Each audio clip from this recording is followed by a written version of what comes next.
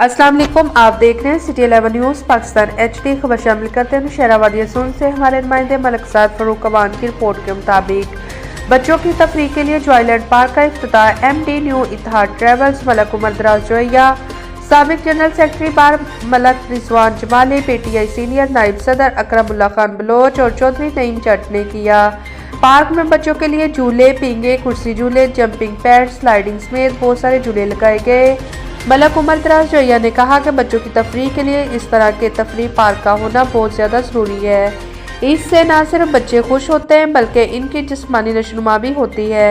Joyland के मालिक एहतशाम खान ने मेहमान ग्रामी का शानदार इस्तकबाल करते हुए शुक्रिया अदा किया। इस मौके पर डेंटल स्पेशलिस्ट डॉक्टर गुलाम अब्बास, मलक कैसर अवान, राना राशिद महमूद, फरहान वड़ाइस में दीगर अहबाब भी मौजूद थे। मज़ीद खबरों के लिए देखते रहें सिटी 11 न्यूज़ पाकिस्तान HD।